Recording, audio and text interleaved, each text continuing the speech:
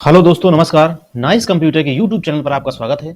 Channel पर आप नए हैं तो चैनल को सब्सक्राइब कर लें, लाइक कर लें और अपने दोस्तों में शेयर करें ताकि हमसे जुड़ी हर एक अपडेट आप तक आसानी से पहुंचे। इस चैनल के माध्यम से आप तक हम रोजगार, कंप्यूटर शिक्षा और तकनीक से जुड़ी हुई जानकारियां लेकर के आते हैं।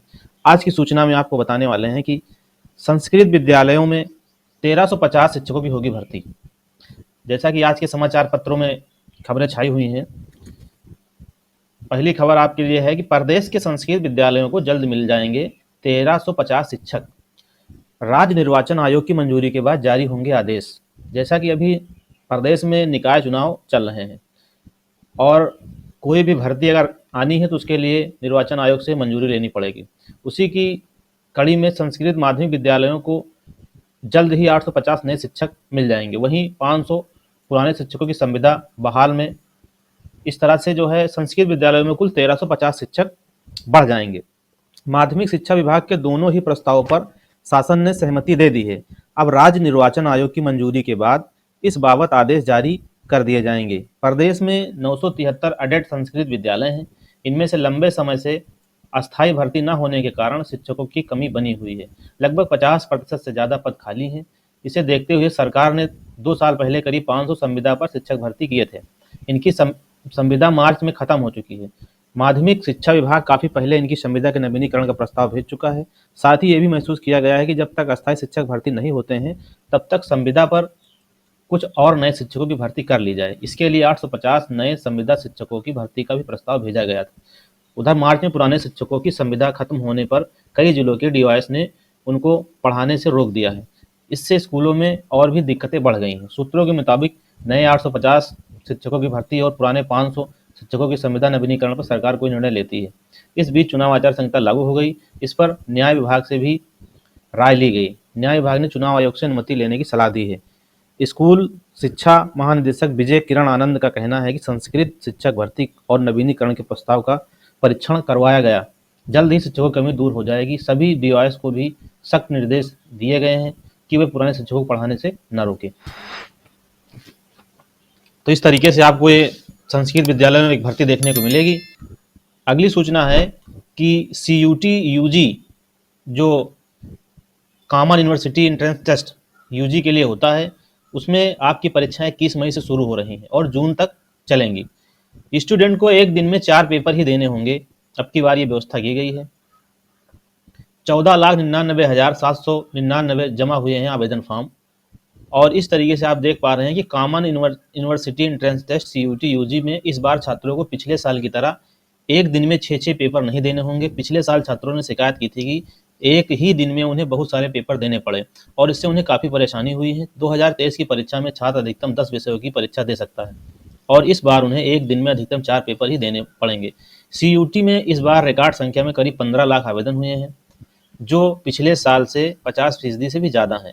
बताया जा रहा है कि एक छात्र ने औसतन 5 से 7 पेपर तक चुने हैं। ऐसे छात्र भी हैं जिन्होंने 8 से 10 पेपर भी चुने हैं। ऐसे में नेशनल टेस्टिंग एजेंसी एनटीए ने इसके सामने बहुत बड़ी चुनौती है। उन छात्रों के परीक्षा केंद्र दूर न बनाया जाए जिससे उन्हें पेपर देने में कोई समस्या ना हो। अधिकतम 10 विषयों की परीक्षा दे सकेंगे छात्र। एनटीए के डायरेक्टर जनरल विनीत जोशी का कहना है कि सीयूटी यूजी के लिए आवेदन करने वाले छात्रों की सुविधा को ध्यान में रखते हुए इस बार एक दिन में 3 शिफ्ट में परीक्षा आयोजित होगी। एक शिफ्ट 3 घंटे, दूसरी शिफ्ट 2 घंटे और तीसरी शिफ्ट 1 घंटे की होगी।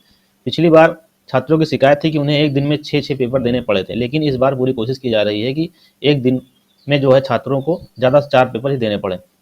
तो इस तरीके से उन छात्रों के लिए बहुत ही अच्छी खबर है कि जिन्होंने सीयूटी के लिए आवेदन किया है। आपकी परीक्षाएं 21 मई से हैं और आपके लिए ये है कि अब की बार पेपर की संख्या कम कर दी गई है।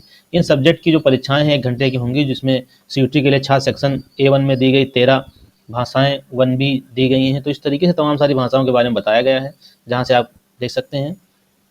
अगली सूचना है कि डॉक्टर की तरह सटीक चिकित्सा सलाह दे सकता है चैट जीपीटी। चैट जीपीटी क्या होता है? जैसे कि आर्टिफिशियल इंटेलिजेंस है, ये गूगल से भी तेज सर्च करता है। आप अपने सवालों को इसमें देते हैं और आपको आंसर तुरंत चैट जीपीटी सर्च कर दे देता है। तो शोधकर्ताओं ने 195 सवाल चुनकर चैट जीपीटी को उपलब्ध करवाए। विशेषज्ञों की टीम ने चैट जीपीटी के 79% जवाबों को सटीक पाया है। तो चैट जीपीटी जो है मानव से कहीं तेज के अंदर सोचने की क्षमता बना दी गई है। चैट जीपीटी मानव जीवन के साथ जुड़ चुका है। आर्टिफिशियल इंटेलिजेंस की मदद से चैट जीपीटी का प्रयोग विज्ञान, शिक्षा सहित कई क्षेत्रों में किया जा रहा है। एक नए अध्ययन में दावा किया गया है कि चैट जीपीटी मरीजों को सटीक और त्वरित चिकित्सा सलाह देने में सक्षम है। यह अध्ययन जामा इंटरनल मेडिसिन में प्रकाशित हुई है। इसमें सैन डियागो स्थित कैलिफोर्निया विश्वविद्यालय के कोलालम संस्थान के डॉक्टर जॉन डब्ल्यू आयर्स ने एआई की चिकित्सा के क्षेत्र में भूमिका की एक झलक पेश की है। इस अध्ययन में स्वास्थ्य संबंधी सवालों के फिजिशियन द्वारा दिए गए जवाबों और चैट जीपीटी द्वारा दिए गए जवाबों की तुलना की गई। आर्यस ने कहा कि एआई की मदद से स्वास्थ्य की देखभाल के अवसर बढ़ रहे हैं। तो इस तरीके से आप अपने स्वास्थ्य संबंधी जानकारियाँ भी चैट जीपीटी से ले सकते हैं।